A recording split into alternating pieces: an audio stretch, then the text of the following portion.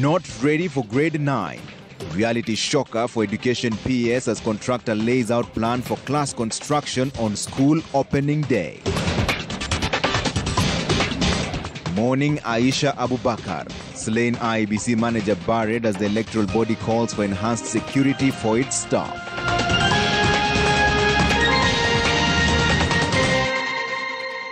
Thank you so much for tuning in. Yulanzal is my co-host tonight, handling the sign language. Now tonight we begin with the bulletin with some very good news. Families of 5 out of 6 men who were abducted over 2 weeks ago can now breathe a sigh of relief after their kin were released by their captors.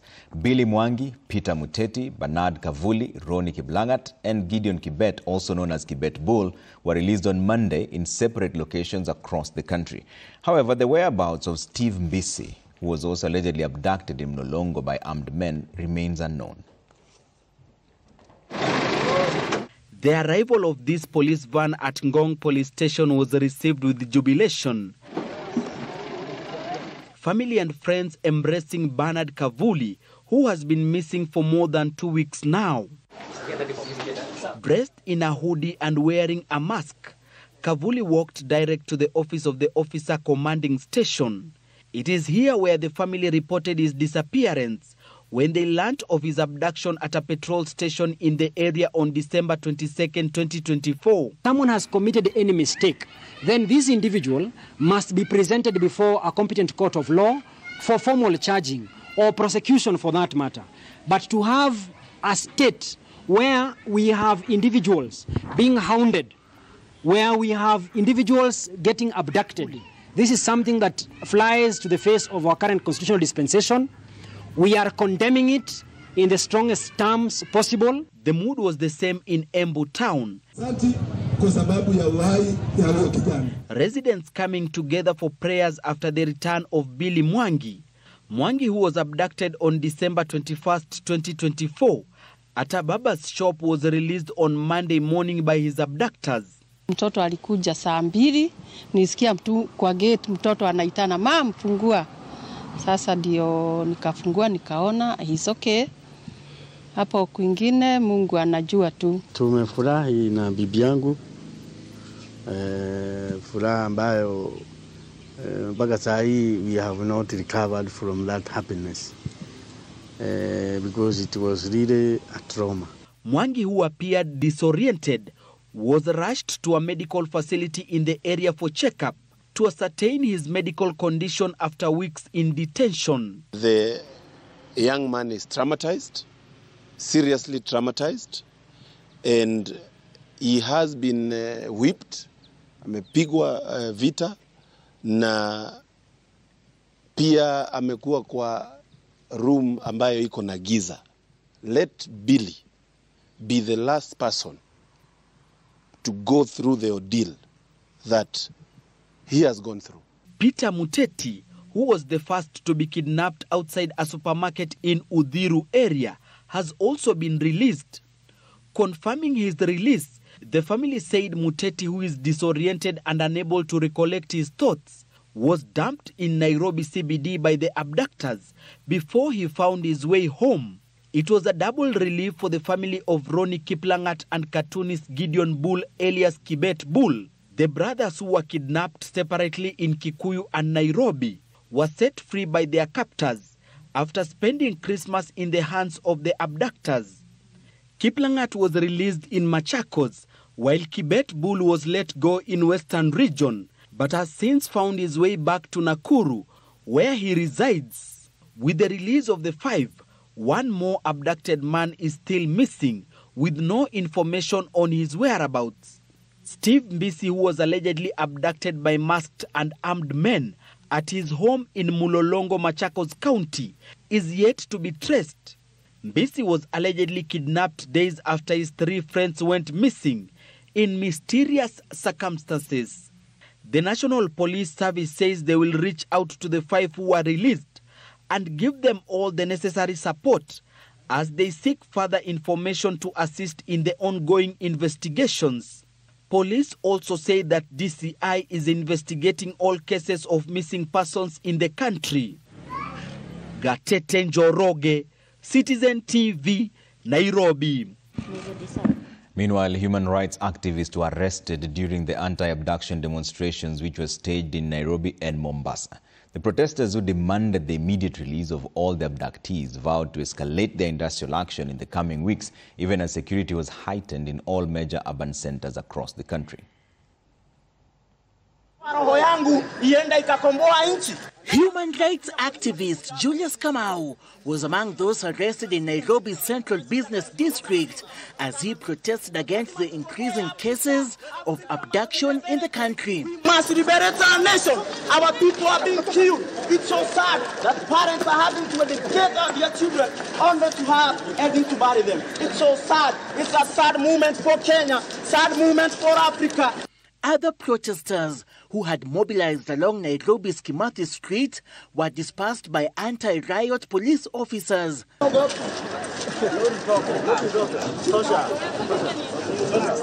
to die for Africa. Africa must be free. Africa, we must unite.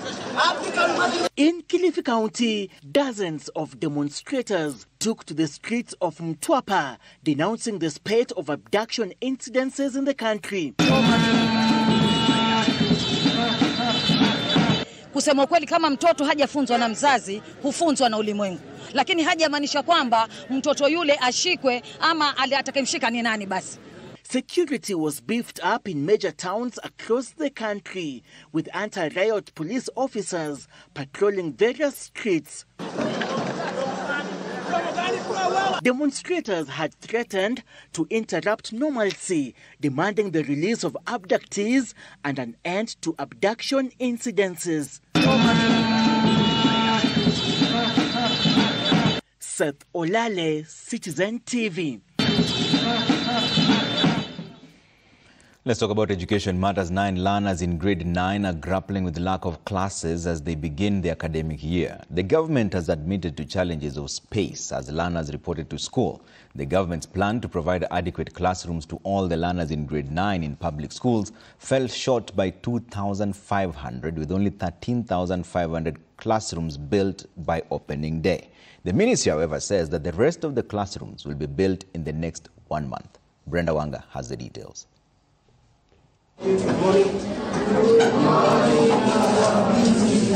The first day of this year's school calendar served to reveal the diverse world that learners in grade 9 in public schools will be exposed to. At a city school along Thika Road, learners are being accommodated in what was Class 8 classrooms. Contractors are only beginning to lay out the plan for the 3 classrooms that will eventually host the students. In the meantime, with the construction set to begin, the school will have to consolidate streams in various grades into one class to accommodate the new grade. We are going to have short-term mitigating solutions to be able to give us time to finalize on any school that we are putting up a classroom. On the other side of town, in Kasarani, learners are comfortable in their new and shiny classrooms with the streams clearly marked. These are among the lucky ones who will begin their learning in grade 9 from a place of comfort. They are part of the 13,500 classrooms that have been constructed so far for this transition. The government had committed to build 11,000 classrooms, while the MPs through NGCDF were to construct 5,000 classrooms in time for the opening of school this term. A majority of the classrooms that are yet to be constructed fall under the MP's purview. The government maintains that deficit of 2,500 classrooms across the country will not in any way deter learning as the first cohort of the 9th grade learners across the country begin this last leg of their junior school experience. The Ministry of Education says the schools will have to find ways of accommodating grade 9ers. And we would want to make sure that we do it in a way that we don't cause any disruption in learning. That's why we shall consolidate in some places where we have large classrooms, we shall consolidate some classes so that as much as they are bigger, they will be able to learn within this short time. In some places, as I said, if we must do a mass shift where when there's a class that is on outdoor activities, another one will be optimizing on the resources. And our teachers, when I talked to the chair of the Kenya Primary School Aids Association, as late as this morning. They say as teachers, and being a teacher myself, that they will be able to provide school-specific solutions that will make sure that we don't disrupt learning. But it just isn't the lack of classrooms in some public schools that has parents concerned as the school year begins. The state of infrastructure in some schools has some parents demonstrating. In Bomet County, parents of pupils at Kamotio Primary and Junior School were all out to protest the dilapidated state of some of the classrooms at the school. In some of the classes, the floors are unplastered and muddy, barely habitable, but pupils will be learning here. Nimekata kauli kusema watoto hawatakuja mpaka shule irekebishwe. Watoto wetu wako in danger kwa maneno ya jigas. Watoto wetu wako in danger kwa maneno ya toilet. Watoto wetu wako in danger kwa mambo mingi. Hata kwa masomo wataenda chini kwa sababu they are not in a conducive environment. Shule imeshafunguliwa na hatuna grade 9 by the look of things. So we don't know where our children will go. The Ministry of Education now says it is taking stock of the infrastructure status in all schools with a view of fixing what needs fixing and providing the missing links. Brenda Wanga, Citizen TV. Let's remain in schools, and as schools reopened for the first time, hundreds of learners whose schools were blacklisted over insufficient safety protocols remain stranded. Parents lamented that the directive has left them at a crossroads as the Ministry of Education remained firm on its stance to ensure 100% compliance to safety standards. Marianne Nyambura has more. 14-year-old Oscar Omari, a grade 9 learner living in Rora village, Kisii, remained home on the first day of school, unlike his peers who reported for the first term.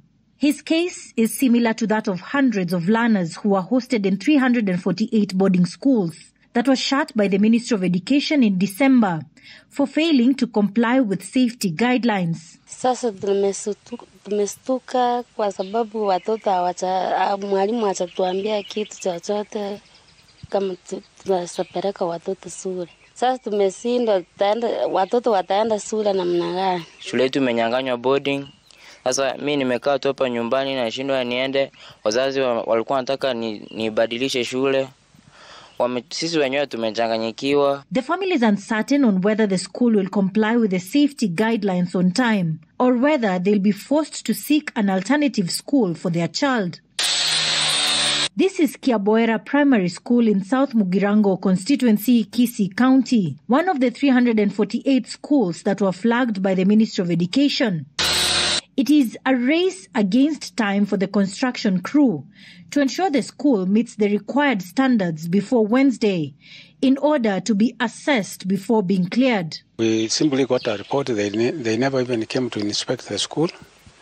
They came and immediately they handed over just a letter that no boarding students should be allowed in the school unless all of them become day scholars. Ninawaomba wazazi wote wa shule hii yetu ya Kiaboera waweze kuwaleta watoto wetu wote hapa ili tuendelee na masomo yetu. Mtu asiwaambie kwamba Kiaboera haiko. Hakuna siku Kiaboera itakosekana na tunaendelea na hii kazi. The Ministry of Education remained categorical that the safety measures put in place for boarding schools must be adhered to. I think of the 16 schools which were not meeting standards, I think 9 of them have done what was required of them. A reassessment has been done and they have been given the go-ahead. The other reports I saw this morning were coming in. Before I left for this place, I would not have gone through them. But quite a number of schools have gone through a lot of reconstruction, because each school was given their report of what they needed to do. And some were very basic. Others were just required to do the CCTV and a few other things. Others were required to have the fire extinguishers. And some were not very difficult to achieve. Marianne Nyambura, Citizen TV. The Independent Electoral and Boundaries Commission IBC CEO Hussein Marjan Hussein has called for speedy investigations into the murder of acting Kilifi elections manager Aisha Abubakar, who was killed at her home in Utange in Mombasa County. Speaking in Mombasa after attending the burial, Marjan condemned the incident and the perpetrators behind Aisha's death, saying that Aisha was a diligent staff who served the commission well and rose through the ranks to the position of acting county elections manager. Mombasa leaders have also called on the police to conduct operations to flush out criminal gangs that have been on the rise in the recent days.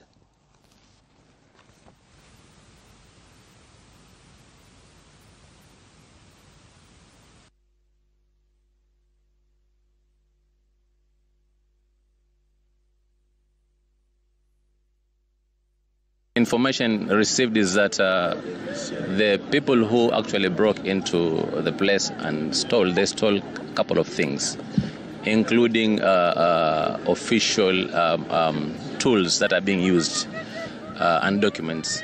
So we cannot rule out that probably there is something to do with that. Takwimu ama taswira ya Kisauni vile kumekuwa na high increase of crime in the society, na hii imeweza kujidhihirisha sana kwamba security in Kisauni needs to be uplifted. Hatutakubali wamama ama mtu kufa kiholela holela. Ningeomba bunge la kitaifa, kwa sababu this lady was a high ranking member of the IEBC.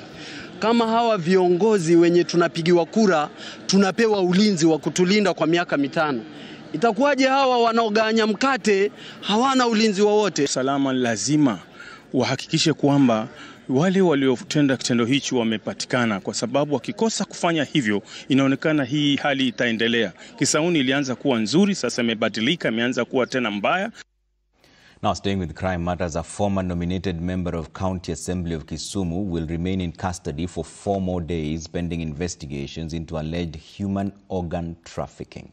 Karen Amoga, who was arraigned before Chief Magistrate Kibet Sambu, was arrested in connection with the brutal murder of a man who was found with missing body organs at Chemase area in Tinderet constituency, that's in Nandi County. The court also ordered the suspect to undergo a mental assessment at the Kapsabet Referral Hospital before appearing again on Friday, the 10th of January 2025, for further directions.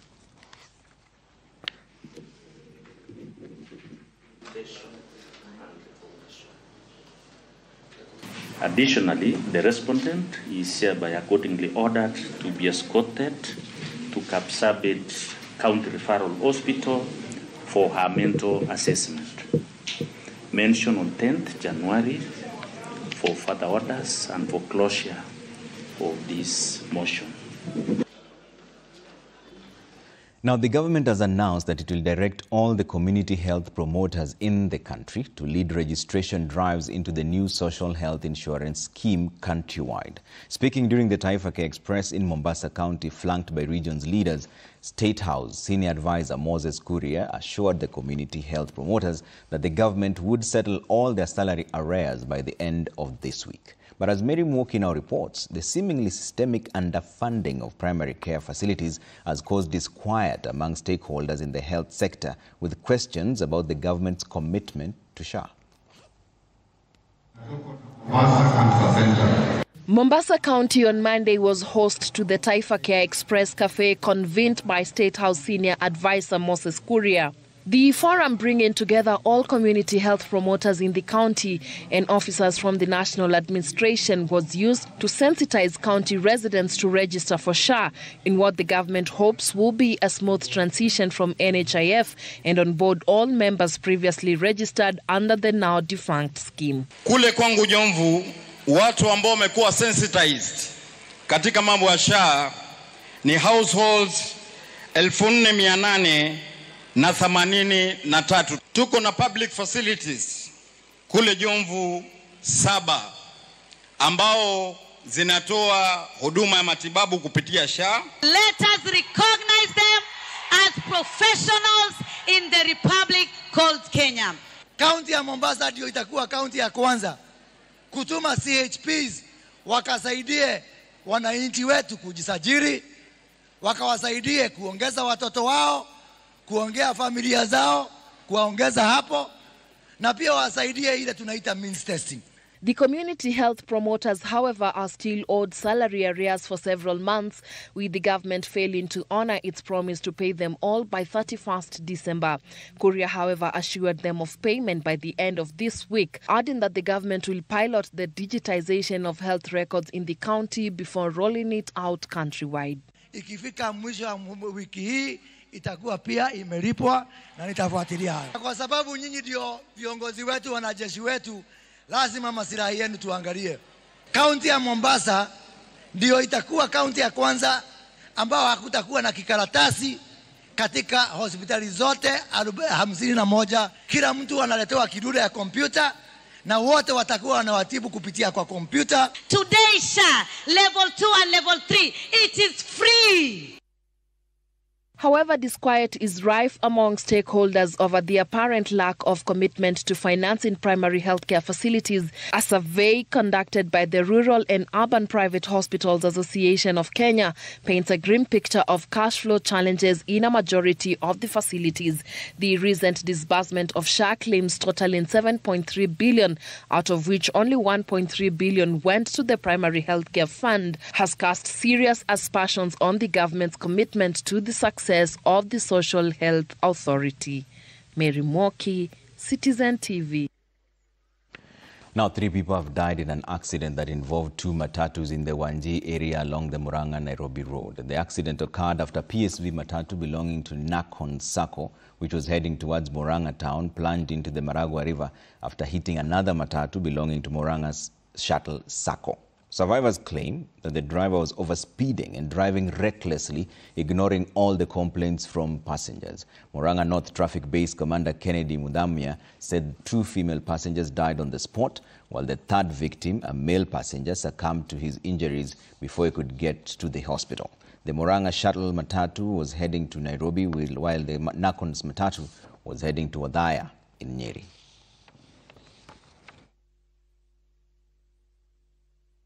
Tulikuwa kwa matatu ya Murang'a Shuttle. The driver was not speeding. Driver wa Murang'a Shuttle hakuwa anakimbia sana, lakini kuna gari ilitoka pande ile pale kwa kona mahali kunaitwa Wajie. Matatu ingine ika approach, ilikuwa speed kubwa sana. Kufika kwa Wajie, gari ilikuwa oncoming, ika lose control. Asiku lose control, ilikuwa kwa high speed. Hiyo kona inavutaga gari ikakuja upande yetu. Dereva wetu akajaribu kuiondokea kabisa, lakini unfortunately ikagonga ubavu ya gari yetu nyuma ya dereva, tukaanguka. Sasa tukifika Murang'a, dereva alikuwa ameva speed ya Nakons, akashindwa kudhibiti hiyo gari, ikagonga hii nyingine. Sasa hapo ndio ikaingia kwa mto. Gari ya Nakon ilikuwa ina overtake, sasa ikaigongea na kando. Kuigonga sasa ikaramba chini, ikapindua miguu juu. Sasa tungeomba serikali kama hizo magari haina gavana iangaliwe mzuri. Hii gari kampuni ya Nakon inaishini kukimbia speed kubwa. Hata tuseme mnatoka Mkuyu kuenda town, hiyo gari heri ikurushe kwa mtaro ipite. Hawananga haja na watu. Our deepest condolences to all those who lost their loved ones and a quick recovery to those who are recovering after the injuries there. On that sad note, we're taking a fast break here on Monday Report. We're back with much more in just a bit. Don't go too far.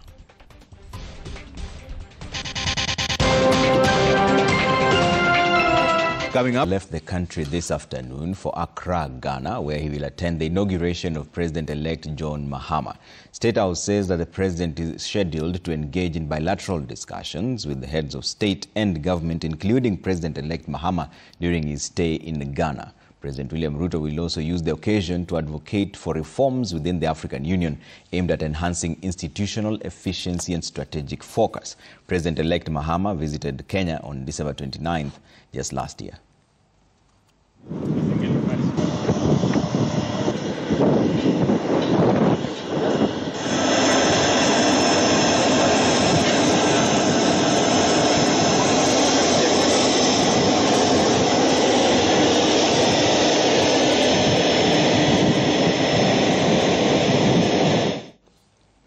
Deputy President Kithure Kindiki says that the government remains focused on driving economic transformation through value addition and expansion of manufacturing. Speaking during a visit to Kenani in Machakos County, Kindiki said that the Kenya Leather Industrial Park will revitalize the leather industry and boost its economic contribution. Kindiki said that the park will increase the leather sector's annual contribution from the current 15 billion to 175 billion shillings.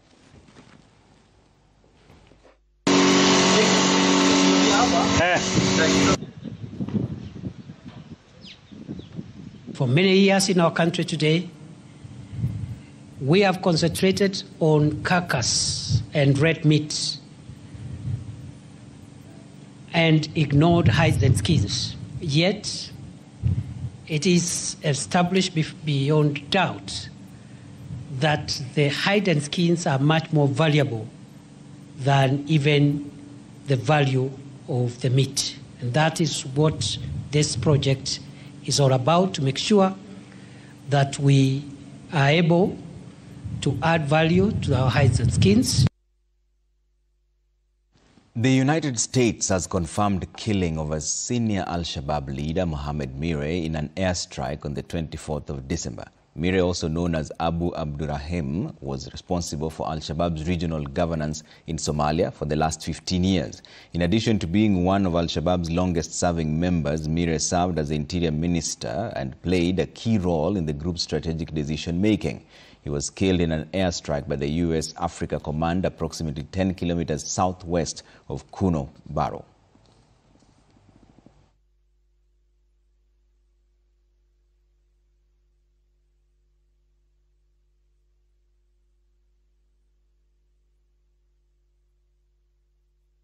All right, let's take another quick break. When we come back, it's time for some business news.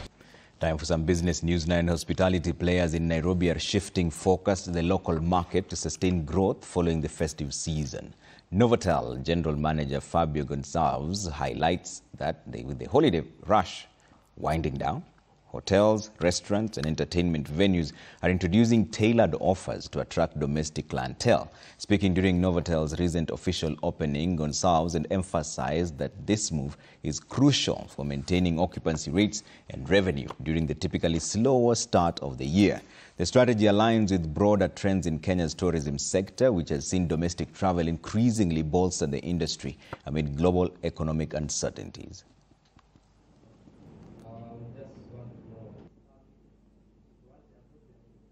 Nairobi's been amazing. We welcome guests from all over the world, coming for business, for leisure, for MICE, for simple business. And it's really a strong market, a growing market with a really strong MICE. And of course, the country is so amazing, so much to offer. So in terms of really leisure, tourism, discover the country, discover even Nairobi. You have so much to offer. Even a traveler who comes 2-3 days here, he has so much to visit, discover the vibe of the city, and of course, discover, the country. The Agrochemicals Association of Kenya, AAK-GROW, has expressed concern over the withdrawal of key plant protection products, warning of serious implications for the country's agriculture sector. The association notes that these products are essential for protecting crops from pests, diseases, and weeds, ensuring stable yields and supporting key export commodities like coffee, horticulture, and tropical fruits.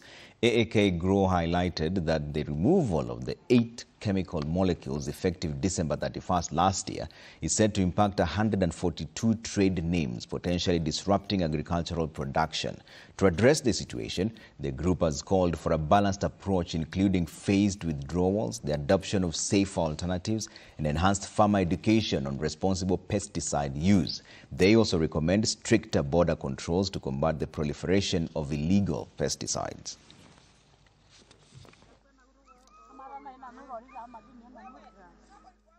Which are supposed to be produced or to be released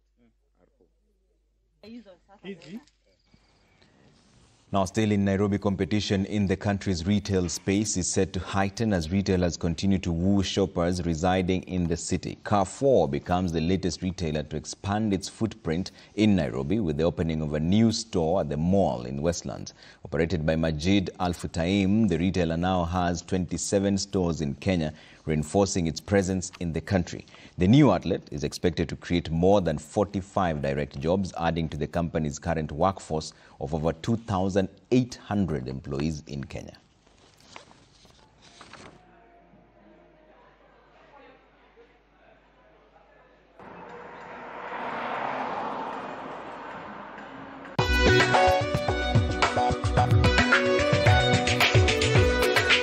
This is me at Stanbic Private Banking. What does it feel like? It's investing skillfully. It's planning wisely. It's living joyfully. It's banking easily. Visit www.stanbic.co.ke. Stanbic Bank is regulated by the Central Bank of Kenya. All right, that wraps up business news. Coming up next is time for some sporting action. Now, in the national football team, the Harambee Stars squad in Zanzibar has been boosted by the arrival of Gor Mahia players who were left behind due to the club commitments. The four played for their club on the 2nd of January in the Penyluo Festival that was crowned by a match between Gor Mahia and Kitara of Uganda at the Siaya Stadium. Austin Odhiambo, Rooney Onyango, Sylvester Owino and Alphonse Omija missed the first match in the Mapinduzi Cup against Burkina Faso, which ended in a 1-1 draw. Coach Francis Kimanzi says that the four are crucial in his plans and are potential starters in the next match against the host Tanzania. Kenya is among four countries playing in the Mapinduzi Cup, a tournament organized by Tanzania to help the teams prepare well for the Africa Nations Championship CHAN. Now that kicks off on the 1st of February in Tanzania, Kenya and Uganda.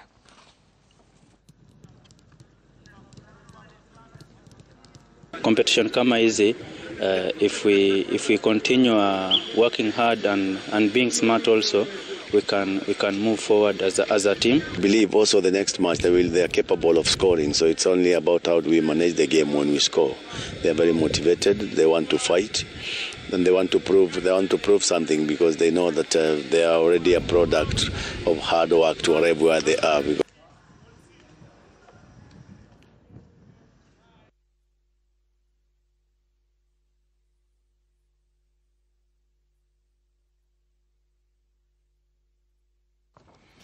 All right, Shashwat Harish won the NCBA Invitational Tournament with an impressive score of 10 under par 206 at the Windsor Golf and Country Club. Harish saved the best for last in the boys 13 to 14 years as he played 6 under par 66 in the third round on Monday afternoon. Shashwat said mentally he was more prepared and took the opportunities when they came his way. Aiden Gashora, who started in 5th position on day 1, played level par in round 3 to move to the 2nd position behind Shashwat with a score of 13 over par 229. The other competitive group was the girls 15 to 18 years category. Mariam Mwakitawa held a one-shot lead overall going into the final third round. Audrey Gashora and Bianca Ngeshu led the way with a score of 5 over par 77. This gave Gashora the overall lead with a score of 15 over par 231, 3 strokes better than Mwakitao. I think what made the difference is I'm getting to know my game pretty well. Understanding that this is how I swing, this is the shots that work for me.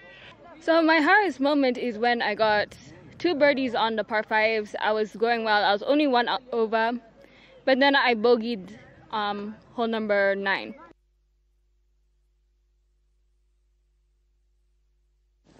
Now, Kenya's under-18 baseball 5 team is gearing up to make history as they prepare to represent the country at the African Baseball 5 under-18 World Cup qualifiers in South Africa. The event, scheduled to begin on the 9th of January 2025, will see Kenya face off against some of the continent's best teams as the sport is still in the development stage right here in Kenya. Derek Odhiambo with the details. It is a game not so popular in Kenya, but the under-18 baseball 5 team is determined to change the narrative. Here at the Nyayo National Stadium, the team is in the final training session, perfecting their skills before heading to South Africa for the African Baseball 5 World Cup qualifiers. Going to South Africa tomorrow, and we are going to win. we are ready, we are capable, and we'll show them that we can. The team and their spot in the African qualifiers after an outstanding performance in the Eastern Region qualifiers, where they finished as runners-up behind Uganda. Kenya displayed incredible skill and determination, securing victories over Tanzania and Rwanda, but failing just short in a closely contested final against Uganda, which they lost 2-1. So we learned a lot from that game, because we lost in the finals, having beaten Uganda in the preliminaries. They beat in the finals. So we have taken time to do corrections to make sure that we don't become victims of the same. That our team is ready, and we are ready to compete with the other teams, and we will show people that Kenya is nothing but the best. So we as Kenyans, let us show other Kenyans out there that baseball 5, we are strong, and we can do anything, our best, so that we can make Kenya a proud country. Yeah. Baseball 5 is a unique, fast-paced game played by mixed-gender teams of 5 players on a smaller court. According to Coach Joel Wangicho, the simplicity of the sport has made it appealing in regions where traditional baseball is less accessible. Kenya's participation in African qualifiers could be a significant step in promoting baseball 5 locally, inspiring a new generation of players to take up the sport. The baseball 5 has made baseball to be known in the world, because a lot of countries are now trying to play baseball 5, and Kenya is one of them. With their eyes set on making it to the World Cup, this under-18 team is not just playing for glory, but also paving the way for the growth of the baseball 5 in Kenya. They will compete against 5 other teams. Derek Odhiambo, Citizen TV, Nairobi. Now Manchester United derailed Liverpool